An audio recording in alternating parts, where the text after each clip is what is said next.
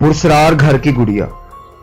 New York का 11 साला Benson बताता है कि मैं चौथी क्लास में था जब मेरी एक दोस्त के घर अजीबोगरीब वाकयात रूनुमा होने शुरू हो गए। घर के पीछे जमीन का एक अहाता था जो काफी अरसा से खाली था। इस जमीन के साथ साथ मुलहका दीवार से कुछ हैरानकुन आवाजें आनी शुरू हो गई। ताहम यह मामला इतना ज्यादा परेशान कुन ना था।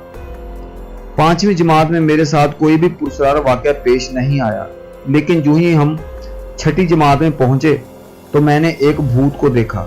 मैं स्कूल साइकिल पर जाया करता था, लेकिन रास्ते में अपनी दोस्त जिमी को भी हमरा ले लिया करता था।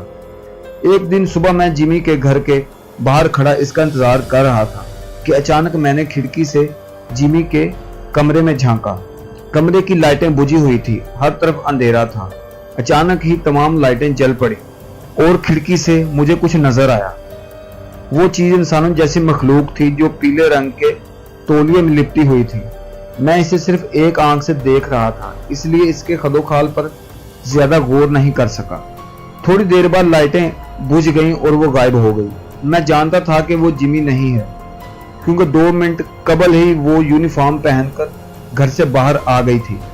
ताहम मैं हैरान और परेशान जरूर हुआ कि आखिर वो कौन थी। एक रात मैं और जिमी बालाई मंजिल पर बैठे बातें कर रहे थे कि अचानक हमें किसी के चीखने की आवाजें आई। हमने इधर उधर देखा, लेकिन कोई भी नहीं था और हमने इन आवाजों को सुनी अनसुनी कर दिया। एक मरतबा मैं जिमी के घर एक हफ्ते के लिए रुक गया। मैं ऊपर मेहमानों वाले कमरे में बैठा था और सीडी पर गाने सुन रहा था कि अचानक सीडी ने फंसना शुरू कर दिया और यकदम अजीबोगरीब म्यूजिक चलना शुरू हो गया। ऐसा पहले कभी नहीं हुआ था। फिर मुझे किसी के चलने की आवाज आई। वो कदम किसी इंसान के मालूम नहीं होते थे, बल्कि इंतहाई भारी भरकम थे। मैं भागकर कमरे से बाहर निकला और देखा तो कोई भी नहीं था। फिर मैं नीचे चला गया और जिमी की वालदा के साथ टीवी देखने लगा। आखिरी वाकया मई 1995 को पेश आया। स्कूल से फारिग होकर मैं जिमी के घर चला गया। हम नीचे बैठकर होमवर्क कर रहे थे कि हमें किसी के गाने की आवाज आई। ये आवाज ऊपर वाली मंजिल से आ रही थी। हम घर में अकेले थे। मैं समझता था कि घर में रूहें हैं, जिनमें से कुछ अच्छी और कुछ बुरी हैं, क्योंकि जो कुछ भी होता था ऊपर वाले 2 कमरों में ही होता था। दूसरी चौंका देने वाली बात यह थी कि मौसम चाहे कैसा भी हो, ऊपर वाले कमरे हमेशा बर्फ की तरह ठंडे ही रहते थे।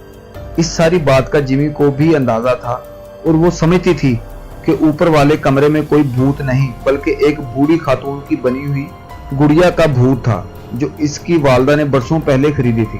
दूसरा वाकया मैरीलैंड की पॉन्टर बताती है कि मैं 3 वर्ष की थी जब हमने अपना घर तब्दील किया। 10 वर्ष की उम्र में मुझे भूतों से मुताल्लिक जानने और कहानियां पढ़ने में बहुत ज्यादा दिलचस्पी पैदा हो गई और मैंने इन पर एक रिपोर्ट तैयार करने का फैसला किया। मैंने स्कूल की लाइब्रेरी से भूतों वाली किताबें तलाश की और इन्हें घर ले आई।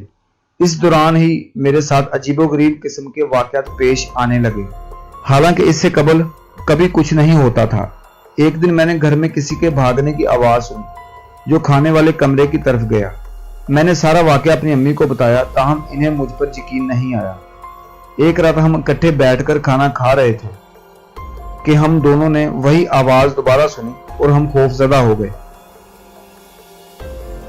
मैंने भूतों से मुतल्लिक तैयार शुदा रिपोर्ट, इसका मवाद मेज पर रखा हुआ था। 3 या 4 दिन मुसलसल काम करके मैं थक गई थी, इसलिए कुछ देर आराम करने का फैसला किया। जब मैं वापस आई तो मेज पर से मेरी रिपोर्ट गायब थी।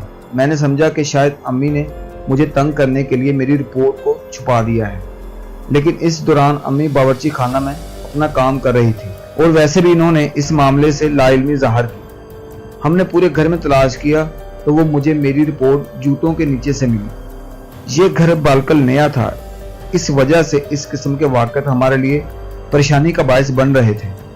हमारे कुत्ते भी घर के इस कमरे से खौफजदा रहने लगे थे, क्योंकि इन्हें कुछ नजर आता था। मेरे दादा भी कुछ अरसे बाद इस घर में आ गए और इन्होंने भी इस कमरे में कुछ अफराद को चलते फिरते देखा, जिसके बाद हमने वो घर अपने रिश्तेदारों को फरोख्त कर दिए। इन्होंने भी हमें इस किस्म के अजीबोगरीब वाकयात के मुताल्लिक बताया। ताहम मैंने इसके बाद भूत प्रेत में दिलचस्पी लेनी छोड़ दी और इसके बाद मेरे साथ कोई वाकया पेश नहीं आया।